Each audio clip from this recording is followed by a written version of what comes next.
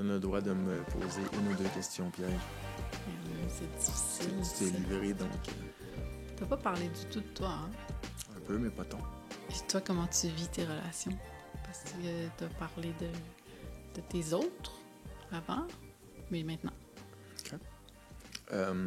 Bien que j'ai jamais été vraiment malheureux en couple, il y a une relation qui faisait pas de sens, mais le restant du temps, j'ai été avec quand même des femmes brillantes et belles. Somme toute imparfaite, mais autant où moi je l'étais là. La plupart de mes relations étaient relativement satisfaisantes, mais en même temps, jamais complètement. Je suis obligé de dire que souvent, mes plus grandes périodes de bonheur étaient célibataires. Malgré le fait que je n'étais pas malheureux en couple. Il y avait quelque chose en moi qui, parfois, s'éteignait. Fait que là, j'ai décidé d'essayer quelque chose de différent aussi. Et je suis également en relation qui, au lieu de la considérer comme la femme qui me donne des papillons, je la considère plutôt comme une grande amie à qui je peux tout dire et avec qui je peux vivre beaucoup, beaucoup de choses. Dans l'écoute, c'est quelque chose qui, pour l'instant, me fascine, me rend heureux, me donne un peu plus le droit d'être qui j'ai envie d'être, je crois. C'est pas ce que je m'étais imaginé, j'ai jamais cherché ça. J'ai juste constaté que j'étais pas nécessairement heureux dans le couple standard. J'étais pas malheureux non plus, c'était absolument pas une catastrophe dans mon cas. Mais à toutes les 3 à 5 ans, ça se terminait, puis ça prenait 2 ans, puis ça recommençait. Puis la vie sans connexion réelle, puis sans relation, c'est triste aussi. Fait qu'il y a tout ça aussi à réapprendre, mais c'est pas que là, ça existe pas, c'est que ça existe à un autre niveau, où il y a plus de liberté, mais où chacune de ces libertés-là doit nécessiter une dose de plus d'écoute, puis une dose de plus de communication. Puis pour l'instant, on dirait que c'est enrichissant. Mais mettons, ça te dérange pas justement d'avoir pas besoin, mais d'être obligé de beaucoup communiquer? Tu trouves pas ça fatigant? Non.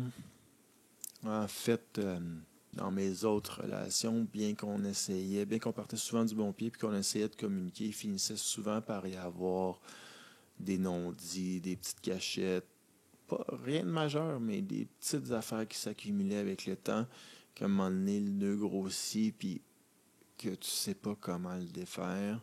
Tu sais des fois même plus où toi tu te situes exactement là-dedans. Tu sais pas trop si tu as le goût de le savoir. Tandis que là, je lui dis, oui, je suis sur les apps, mais mon sel, il est là. Si tu veux le code puis tu veux fouiller, tu fouilles tout. Si tu veux pas, c'est correct. Si tu me poses la question, tu me la poses. Pas savoir les détails, c'est correct. On n'est pas obligé de se compter non plus. Puis au travers de tout ça, ça me permet aussi de rencontrer des super belles personnes. Est-ce que ça fait longtemps? Ben non, c'est relativement récent.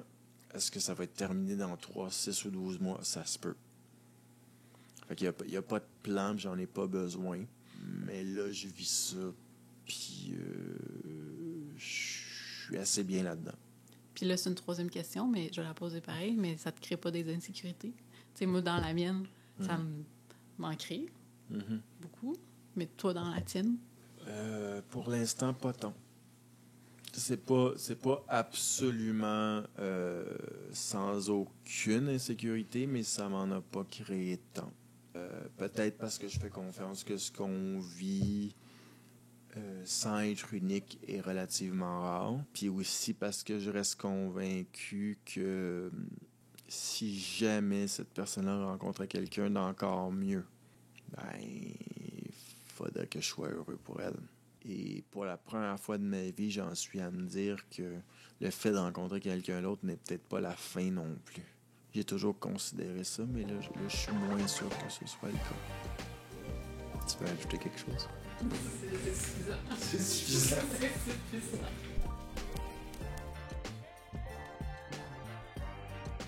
Ah ouais, je savais pas. Okay. Je sais pas pourquoi je sais tout ça. Parce que tu fais tes recherches, oui. Tu lis là-dessus, tu t'intéresses? J'imagine. Ben oui. On arrive à la fin puis tu t'es livré. Fait que dans ce temps-là, si t'en as le goût, je donne le droit à la personne qui est en face de me poser 2 questions. Plus ou moins discrètes. Je sais. Je suis pas bonne là-dedans. Alors, tu peux repenser à ce qu'on a jasé. Ça peut être dans le relationnel, ça peut être de...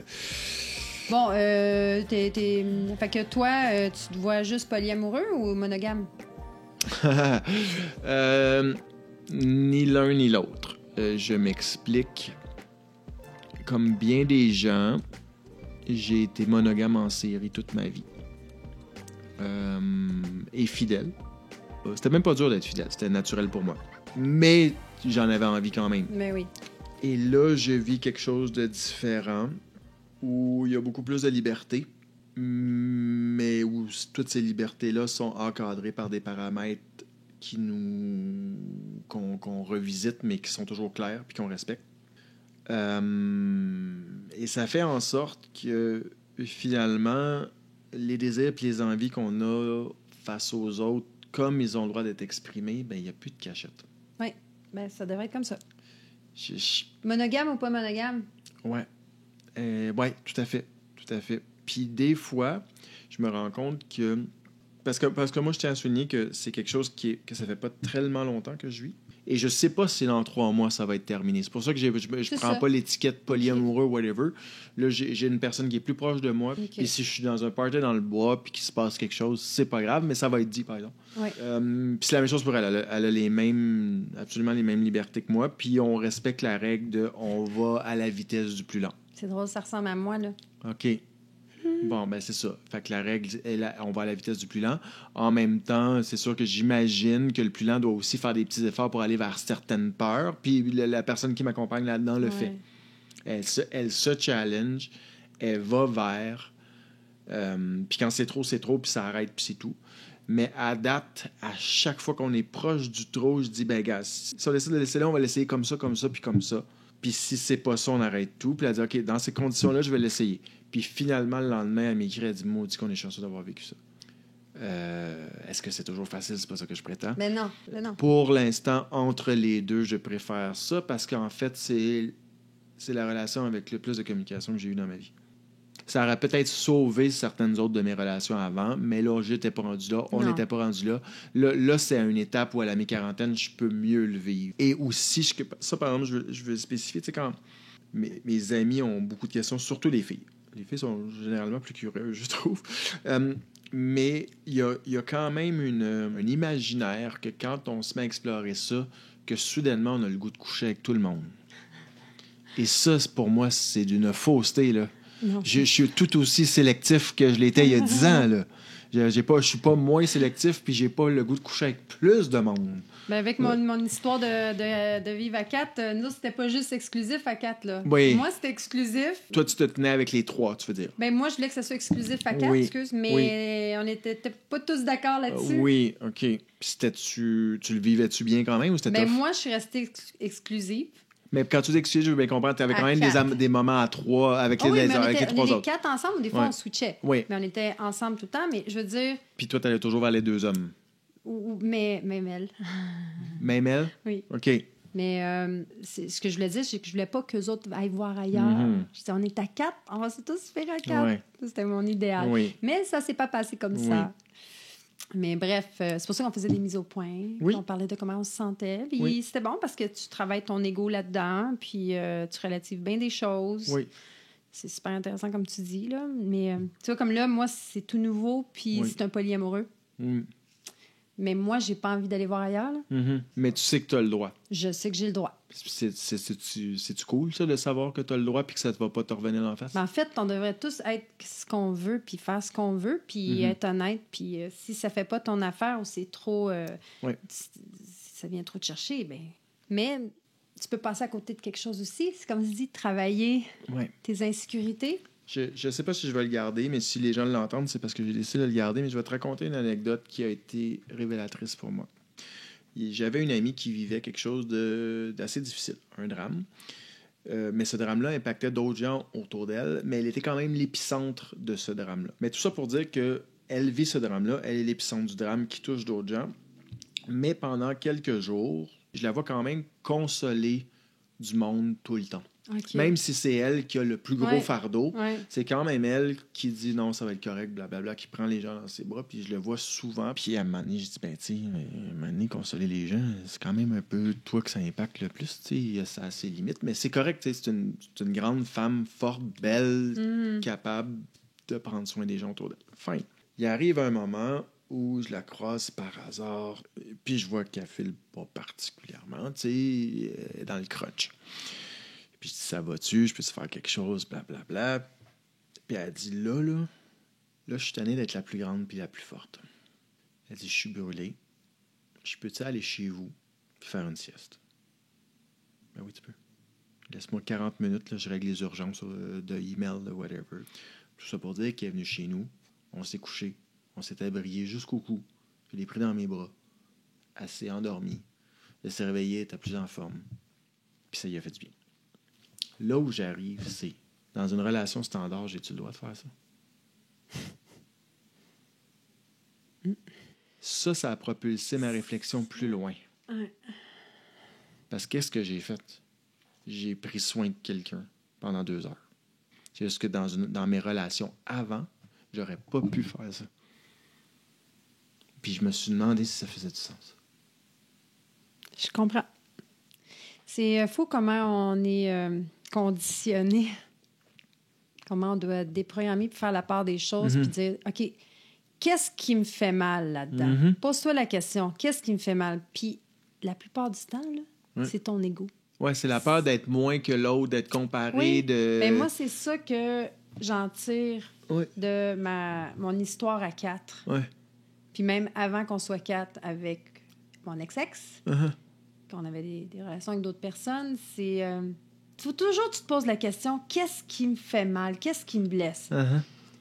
C'est ton ego. Parce que pour être blessé, il faut vraiment que la personne soit machiavélique, soit méchante. Il faut vraiment qu'il y ait une trahison incroyable parce que c'est ça.